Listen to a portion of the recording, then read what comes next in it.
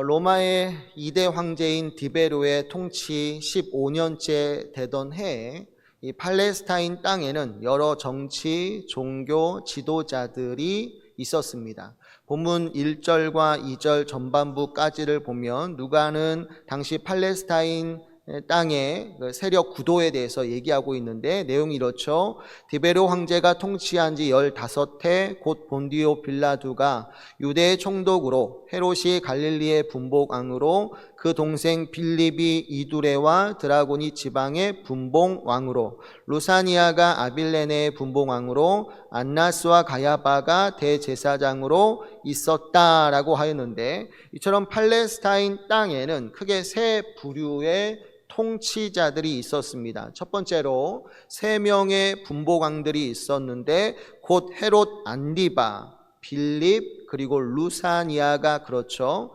여러분들 마태복음 2장을 보면 유대를 다스리고 있던 헤롯 대왕이 있습니다. 그가 동방 박사들로부터 유대인의 왕이 어디에 낳느냐라는 이 말을 듣고는 베들레헴 땅에서 태어난 아기 예수를 죽이고자 야밤에 군사들을 보내어 2살 아래의 모든 아기들을 다 살해하는 끔찍한 일을 벌이지 않습니까? 근데 이때 헤롯 대왕의 자식들이 바로 헤롯 안디바, 헤롯 빌립이고 아버지가 죽자 그가 다스리던 유대 땅을 나누어서 각각 분봉왕들이 되어 다스리게 되는 것이죠. 헤롯 안디바는 예수님의 고향인 갈릴리와 베레아를 다스리게 되고 그의 동생 빌립은 주로 이방인들이 사는 갈릴리 북동부 지역인 이두레와 드라고닛을 다스리게 됩니다. 그리고 본문에서 언급된 나머지 한 명의 분봉왕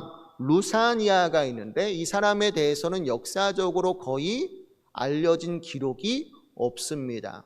아무튼 팔레스타인 땅에는 이처럼 3명의 분봉왕들이 각각의 지역을 다스리고 있었다라고 얘기하는 것이죠. 두 번째로 유대 총독인 본디오 빌라도가 있습니다.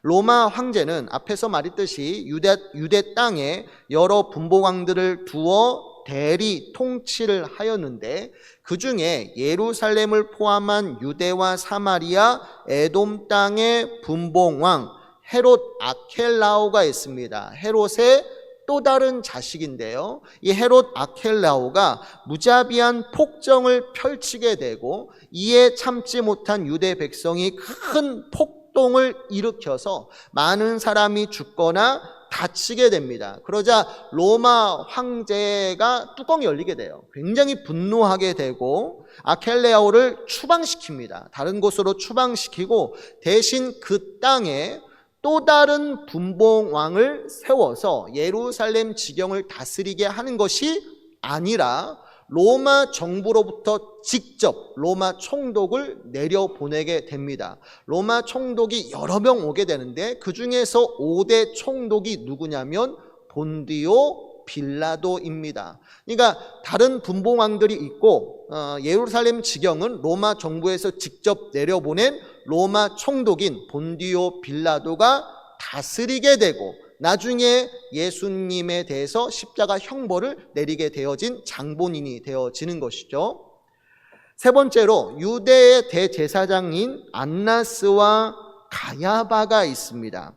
이스라엘의 대제사장직은 원칙적으로 아론 계열의 레위인만이 계속적으로 맡을 수 있는 세습직이고 또한 종신직입니다. 한 사람이 죽을 때까지 감당하는 맡게 되는 직분이 바로 대제사장직이죠. 그러니까 대제사장직은 하나님이 기름 부으시고 하나님이 세우시는 직분자예요. 내가 그 직분을 하고 싶다거나 그 일을 할 수 있는 힘과 능력을 가졌다고 해서 누구나 할 수 있는 것이 아니라 오직 하나님이 세우시고 구별한 자만이 감당할 수 있는 직분, 그게 대제사장 직분이라는 거예요. 근데 이렇게 거룩한 직분이 이제 이스라엘이 로마의 통치를 받으면서 타락하게 됩니다. 곧 이방인 통치자들에게 많은 뇌물을 주고 대제사장 직분을 매수한 다음 성전에서 재물을 모으고 명예를 얻으려는 사람들이 많이 나타나게 되고, 그러다 보니 평균 3에서 4년마다 대제사장직이 바뀌어요. 앞에서도 말했듯이 대제사장 직분은 세습직이고 종신직이에요. 오직 하나님의 부르심에 근거하여서 세워지는 직분인데, 이스라엘이 로마의 통치를 받으면서 이것이 매직이 되는 거예요. 나 그거 하고 싶어. 돈을 갖다 바치는 거죠. 그러면 이방인 통치자들은 모르니까 그거 네가 해. 그러다 보니까 해마다 대제사장 직분을 맡은 사람들이 달라지게 되는데, 그들 중에 이제 누가 있냐면 안나스와 가야바가 있는 거예요. 가야바는 안나스의 사위입니다. 그러니까 안나스가 뒤로 물러갔지만, 안나스가 그 직분에서 물러났고 가야바가 그 자리에 앉았지만 여전히 안나스가 그 권위를 행세하게 되어지는 것이죠. 원래는 안 돼요. 근데 타락하다 보니까 이런 사람들이 나타나게 되어지는 것이죠. 이렇게 좁은 땅덩어리 안에 여러 왕과 총독과 대제사장들과 여러 분파들이 각각 자기의 이익을 쫓아 목소리를 내며 세상을 지배하려고 영향력을 행사하게 되어지는 것이고, 유대 백성들 또한 이 싸움의 결과에 따라서 누가 이기느냐에 따라서 자신들의 생계, 안위, 생명도 달려있다라고 생각해서 온통 이 싸움에 관심을 쏟게 되어지는 거죠. 오늘날 많은 국민들이 종일토록 TV나 유튜브를 통해서 용산에서 나오는 말, 여러 정당들의 정쟁, 이런 것들을 지켜보지 않습니까? 지켜보면서 또 자기들끼리 막 싸워요. 답답하고 지치고 힘들지 않습니까? 근데 많은 국민들이 여기에 대해서 관심을 갖는 이유가 뭐예요? 왜 그렇게 수많은 갈등들을 일으키고 분쟁을 하게 됩니까? 이들의 싸움의 결과에 따라 자신들의 생계와 안위와 생명이 달려있다고 믿으니까. 어떤 정당이 우위에 있느냐? 여기에 따라서 내가 어떻게 살아갈 것인가? 달라질 수 있다고 믿으니까 온 국민이 온통 여기에 관심을 쏟잖아요. 근데 팔레스타인 땅도 그렇다는 거예요. 근데 여러분, 바로 이러한 시대적 배경 속에서 중요한 건 뭐냐면, 정작 하나님의 시선과 마음은 어디로 향해 있느냐. 온통 세상 사람들은 이런 분봉왕들과 힘있고 권세 있는 자들, 그런 정쟁과 그런 싸움에 대해서 온통 시선이 가 있는데, 정작 하나님의 시선과 마음은 어디를 향하여 있는가? 왕궁에 있는 분봉왕들이나 로마 총독 혹은 예루살렘 성전에 있는 대제사장 등 세상의 중심부에 있는 사람들에게 향하여져 있는가? 전혀 그렇지 않다라는 거예요. 오히려 하나님의 시선과 마음은 그들과 떨어져서 정반대로 세상의 주변부, 그것도 광야에서 살아가는 한 사람에게 쏠려 있는데, 그게 누구냐면 바로 요한이었던 거예요. 수많은 사람들이 세상을 좌지우지하려고 각각 목소리를 내고 내가 세상을 바꿀 수 있다 막 얘기하는 사람이 많지만, 정작 하나님은 거기에 관심이 없어요.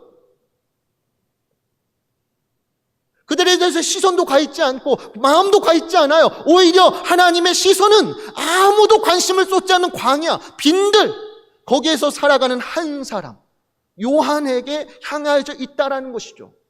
여러분들, 본문 2절 후반부부터 3절까지를 보면 아주 놀라운 말씀이 이어지지 않습니까? 앞에서 나오는 분봉왕들과 대제사장들과 이런 얘기를 하다가 2절 후반부부터 뭐라고 얘기합니까? 하나님의 말씀이 거기 임하는 것이 아니에요. 왕궁이나 예루살렘이나 성전에 임하는 것이 아니라 하나님의 말씀이 빈들에서 사가랴의 아들 요한에게 임한지라. 요한이 요단강 묵은 각처에 와서 죄사함을 받게 하는 회개의 세례를 전파하니라고 하였는데, 여러분들, 하나님의 말씀이요, 무려 400년 동안 없다가 이제 나타난 거예요. 말라기 선지자를 끝으로 400년 동안 하나님이 이스라엘 백성에게 말씀하지 않으십니다.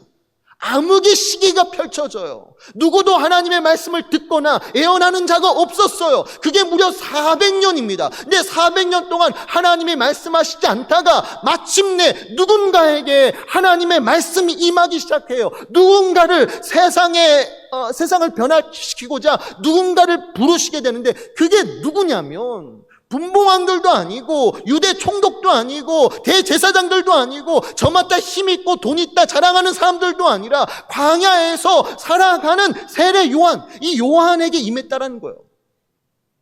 하나님이 그 한 사람 요한을 주목하시고 오늘날 그를 당신의 선지자로 부르셨을 뿐만 아니라 그로 하여금 요단강에 나아가 유대 백성에게 죄사함을 받게 하는 회개의 세례를 베풀게 하는 너무나 위대한 사명을 주시는 거예요. 그래서 이스라엘 역사를 뒤집어 버리는 거죠. 누구도 할 수 없었던 일을 광야의 요한에게 맡기시고 하나님의 일을 하게 하시는 거예요. 그래서 성경 기자인 누가도 본문 4절과 6절에서 이러한 요한을 두고 이사야 40장 3절과 5절까지의 말씀을 인용하며 다음처럼 얘기하는 거죠. 본문 4절부터 6절까지 한번 보시겠어요? 요한을 두고 이런 말 하는 겁니다. 선지자 이사야의 책에 쓴 바 광야에서 외치는 자의 소리가 있어. 이게 누구죠? 광야에서 외치는 자. 이게 세례 요한이에요.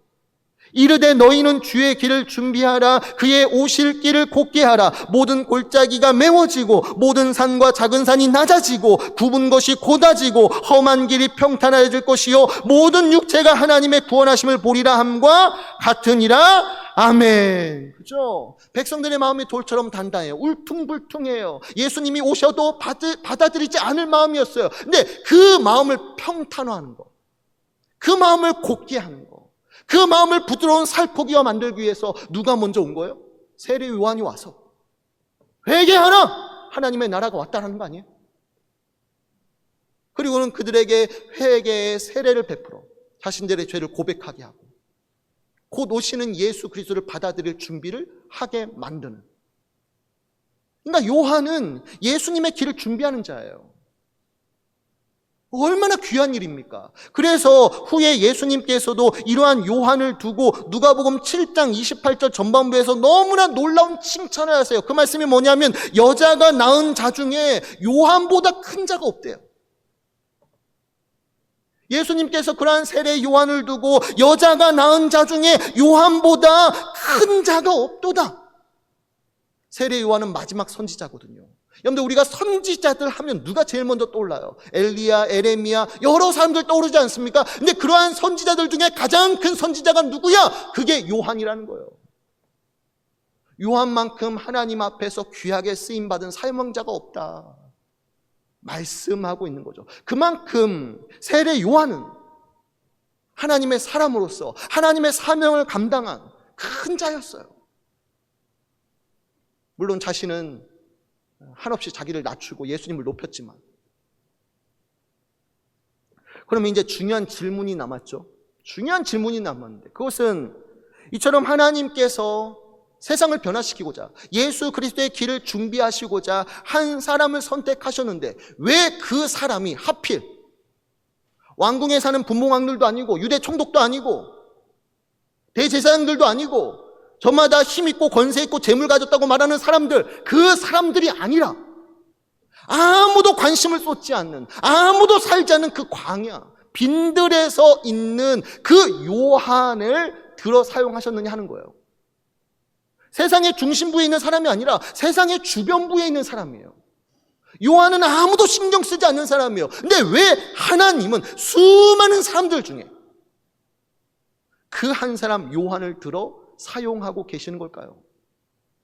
요한의 특별한 점이 뭐죠? 결론부터 말하면 요한은 광야에서 하나님의 말씀으로 연단받아 하나님의 일을 하기에 준비된 사람이었기 때문에 그래요. 요한은 광야에서 하나님의 말씀으로 연단받았어요. 하나님의 준비된 사람으로 자라났던 것이죠. 여러분들 이것과 관련해서 중요한 말씀이 본문 앞 1장 80절에 나오는데, 본문 앞 1장 80절을 보면 이 세례 요한의 어릴 적 기억이 나옵니다. 그 내용이 이렇습니다. 아이가 자라며 심령이 강하여지며 이스라엘에게 나타나는 날까지 빈들에 있느니라. 아멘. 여기에서 아이가 누구죠? 바로 세례 요한입니다. 세례 요한이 자라며 심령이 강하여지며 심령이 굳세어지며 이스라엘에게 나타나는 날까지 빈들에 있었다라고 했는데, 빈들이 광야잖아요. 여러분들 여기에서 이 아이라는 단어가 헬라어로 파이디온입니다. 본래 7세까지의 어린 아이나 갓난 아기를 의미하죠. 근데 여러분, 이 파이디온이란 이 단어가 누가복음 1장에서 세례 요한을 두고 여러 번에 걸쳐서 쓰여지는데, 당시 세례 요한은 태어난 지 8일째 되는 날 할례를 받고 있는 상태였어요. 그러니까 갓난아기 상태였어요. 당시 세례 요한은 갓난아기 상태였고, 이러한 세례 요한을 두고 파이디온, 아이라고 말하는 거예요. 그러니까 요한은 아주 어릴 때부터 하나님의 부르심을 받아 유대 백성에게 나타나기 전까지 어디에서 살았어요? 광야에서 살았어요. 중학생, 고등학생 나이 때 들어간 것이 아니라, 스스로 발걸음해서 들어간 것이 아니라, 세례 요한은 갓난아기 때부터, 아주 어릴 때부터 하나님의 부르심을 받아 이스라엘 백성들에게 나타나기 전까지 오직 광야에 살면서 그 몸과 심령이 굳세어졌다. 하나님의 사람으로 길러졌다라고 얘기하는 거예요. 여러분들 중요한 얘기인데요. 광야, 빈들이라고 하는 이 광야가 헬라어로는 헬라어로는 에레모스이지만 이것과 상응하는 히브리어 단어가 뭐냐면 미드바르입니다. 미드바르. 한번 따라해 볼까요? 미드바르. 외워두시면 좋아요. 이 광야를 가리켜서 히브리어로 미드바르인데, 이 미드바르가 이제 두 가지 단어가 돼 있잖아요. 다바르가 마라다예요. 마라다의 뜻을 가진 다바르 동사 앞에 맴이 붙어서 만들어진 단어입니다. 근데 이 맴이라는 것이 부정을 의미할 때 사용돼요. 그래서 미드바르, 광야라고 했을 때 이것을 직역하면 말이 없다, 침묵하다라는 의미를 가지고 있습니다. 실제로 유대 광야는 물이 없잖아요. 물이 없다 보니까 생명체가 거의 살아갈 수 없는 매우 척박하고 황폐한 땅이기 때문에 거기에 들어가 보면 아무 소리가 들리지 않아요. 아무 소리도 들리지 않아요.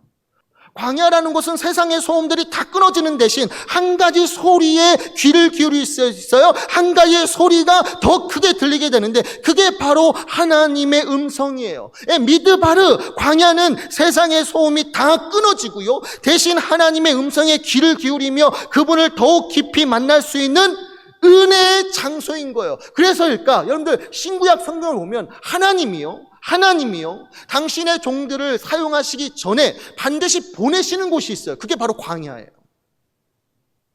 하나님은 당신의 종들을 크게 사용하시기 전에 반드시 광야로 먼저 보내셔서 연단을 시키는데, 가령 누가 있죠? 모세 이스라엘의 구원자로 보내기 전에 하나님은 어디부터 보내세요? 광야에 보내시는 거예요. 미디안 광야에서 40년 동안 광야 생활을 하게 하시는 거 아닙니까?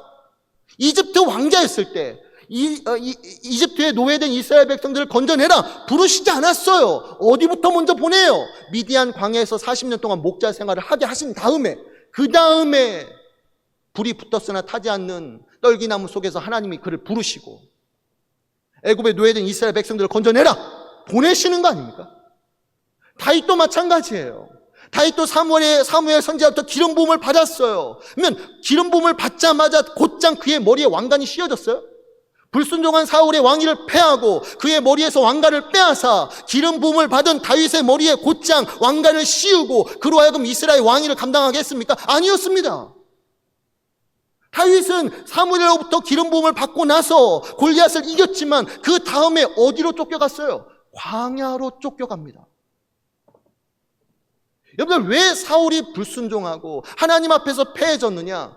딱 하나예요. 다윗은 하나님의 마음에 합하여 하나님의 뜻을 이루는 신실한 왕이었지만 사울은 그렇지 못했죠. 왜? 이유가 뭘까요? 사울에게는 없고 다윗에게 있는 것이 하나 있는데 그게 바로 광야예요. 사울에게는 광야가 없어요. 그의 용모나 풍채나 그의 능력을 보면 이스라엘 왕으로서 갖춰야 할 모든 것들을 가졌지만 그럼에도 불구하고 그가 하나님 앞에서 대적하는 삶을 살았죠. 왜 그렇죠? 사울의 삶 가운데는 광야가 없어요. 근데 다윗에게는 뭐가 있어요? 광야가 있으니까. 그가 그곳에서 하나님의 임재 가운데 하나님의 말씀으로 연단받아 후에 이스라엘 왕이가 되고 나서도 몇 가지 실수는 범하였지만 그럼에도 불구하고 전체적으로 그는 하나님의 마음에 합한 하나님의 뜻을 이루는 신실한 왕이 될 수 있었던 것이죠. 여러분들 묻겠습니다. 오늘 여기 있는 저와 여러분들에게 이러한 광야의 시간이 있어요? 제가 광야의 시간이 있냐고 물었을 때 그것은 여러분에게 고난이 있습니까? 라고 묻는 질문이 아니에요. 내가 여러분에게 광야의 시간이 있습니까? 라고 물었을 때 그 의미는 무엇입니까? 여러분의 하루 중에 세상의 소음들을 다 끊어내고 오로지 하나님의 말씀인 성경에 집중하고 그 말씀을 붙들고 기도하면서 그분의 임재 가운데 충만한 은혜와 능력을 누리는 그 조용한 시간을 하루 중에 갖고 계시냐고 묻고 있는 거예요. 여러분 하루 중에 힘들고 어려울 때 광야로 들어가세요? 세상의 모든 소음을 다 끊어내고 골방에 들어가서 하나님의 음성을 듣고자 가만히 계실 때가 있습니까? 여러분 우리가 하나님의 말씀을 읽고 기도할 때 잘 들으세요. 기도할 때 우리가 하나님 앞에 부르짖어 기도하죠. 소리내어 기도합니다. 1시간을 기도한다고 했을 때 어떤 사람은 1시간 동안 내내 하나님 앞에 부르짖어 기도합니다. 근데 여러분 때로는 기도할 때 비어있는 시간도 주셔야 돼요. 1시간 내내 내 마음의 소원을 막 1시간 내내 부르짖는 것도 좋지만 때로는 기도 시간에 비워두는 시간이 중요해요. 말하지 않고 가만히 침묵을 지키는 거예요. 왜 그렇죠? 하나님이 말씀하실 때가 있으니까. 기도는 내가 말하는 시간이기도 하지만 반대로 하나님이 내게 말씀하는 시간이기도 해요. 기도의 본질이 뭡니까? 내가 구하는 것, 내가 필요한 것을 얻는 시간이기도 하지만 기도의 본질은 그것보다 먼저예요. 하나님과 인격적인 만남을 갖는 시간이에요. 눈을 감고 무릎을 꿇는 그 순간 여러분은 하나님 보좌 앞에 있는 겁니다. 근데 1시간 내내 내 말만 하고 일어나 봐요. 하나님이 야 나도 좀 말하자. 나도 좀 할 말이 있는데 말씀하신단 말이에요. 여러분들 기도 시간에 좀 비워두는 시간도 필요해요. 가만히 있으세요. 그리고 온 마음과 정성을 다해 오늘 나에게 주시는 하나님의 말씀, 하나님의 음성에 귀를 기울이시는 거예요. 지금 내가 신비주의를 말하는 게 아니에요. 분명코 하나님은 살아 계시고 지금도 여러분에게 말씀하세요. 여러분의 마음에 감동을 주시고 여러분의 길을 인도하신단 말이에요. 지금 나에게 가장 기뻐하시고 원하시는 일이 무엇인지 하나님은 여러분의 마음 가운데 음성으로 들려주셔요. 말씀하시는 거예요. 어떻게 해요? 들으려고 귀를 기울이시는 거예요. 근데 이게 뭐예요? 이게 광야의 시간이고 이러한 광야의 시간이 많으면 많을수록 잘 보세요. 여러분의 육체가 쉼을 얻고 기운을 되찾을 뿐만 아니라 세례 요한처럼 그 심령이 굳세지는 거예요. 그 심령이 강건해지는 거예요. 하나님의 사명을 감당할 수 있는 모든 힘과 능력이 그 광야의 시간에 하나님의 임재 안에 거하며 하나님의 말씀을 듣는 그 시간에 여러분의 심령을 강건케 하는 은혜와 능력을 부어주시는 거예요. 여러분들 내 삶의 기쁨을 누리는 방법, 정말 내가 하나님의 사명자로서 하나님의 사람으로 살아가는 방법은 간단해요. 하나님 앞에 서십시오. 세상의 소음 소리를 다 끊어내시고요. 골방에 들어가셔서 하나님의 임재 가운데 하나님의 음성에 귀를 기울이세요. 기도하세요. 5분이라도 좋습니다. 그 5분 동안 하나님께 집중하시고 하나님의 말씀 가운데 연단 받으시면 여기는 저와 여러분들의 삶이 이전보다 더 하나님의 은혜와 복으로 충만해질 것이고 하나님의 사람으로 역사하게 될 줄 믿으시기 바랍니다.